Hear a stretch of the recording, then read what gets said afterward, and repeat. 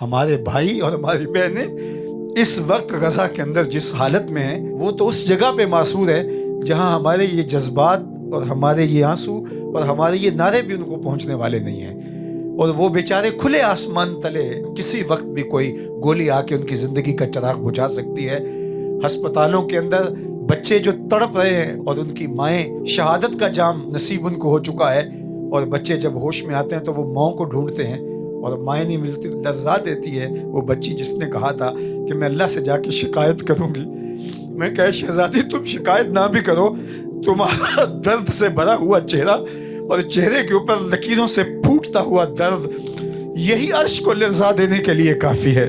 میرے اللہ نے جو کہا کہ تمہیں کیا ہو گیا کہ تم ان کمزوروں کی، لاچاروں کی، بچوں، بوڑھوں اور جوانوں کی اور ان خواتین کی مدد کو نہیں پہنچتے۔ وہ ایک وقت تھا کہ وہ ایڑیاں اٹھا اٹھا کے پاکستان کی طرف دیکھتے تھے، لیکن اب تو انہوں نے دیکھنا بھی چھوڑ دیا، وہ آسمان کی طرف اللہ کی مدد کا انتظار کر رہے ہیں۔ انہیں ہم بتانا چاہتے ہیں کہ نہ ہمارا کوئی میزائل تمہارے کام آنے والا ہے، نہ 76 لاکھ فوج امت مسلمہ کی تمہارے کام آنے والی ہے، نہ تیل کی کمائی تمہارے کام آنے والی ہے، نہ ہمارے آسودہ حال سرمایہ داروں کا مال تمہارے کام آنے والا ہے۔ تم اللہ کی منتخب قوم ہو، اللہ نے تمہیں اس امتحان کے لیے چنا ہے۔ اللہ انہی کو چنتا ہے جن کو پسند کرتا ہے۔ اس کائنات کے اندر تم ہی وہ لوگ تھے کہ جو اللہ کا انتخاب ٹھہرے، اور اللہ نے تمہیں اس آزمائش کے لیے، اس امتحان کے لیے چنا۔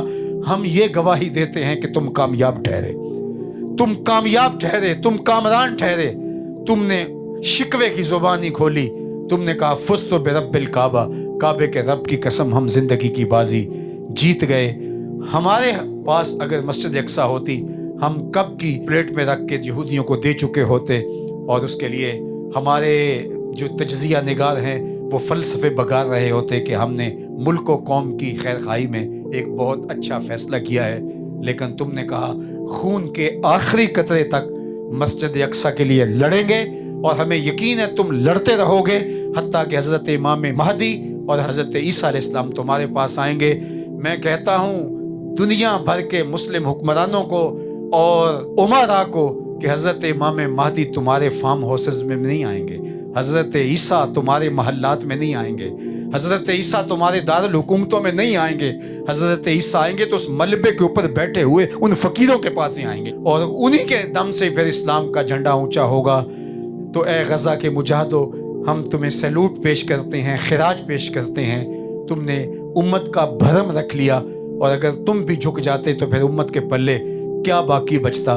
تم نے اپنی جانیں دے کر سب کچھ نچھاور کر کے بتایا کہ حق کے ماننے والے تھوڑے بھی ہوں وہ دبا نہیں کرتے، صرف حق کے راہ کے اوپر ڈٹنے والے وہ چند لوگ بھی اور تھوڑے لوگ بھی اللہ کو محبوب اور اللہ کو مطلوب ہیں۔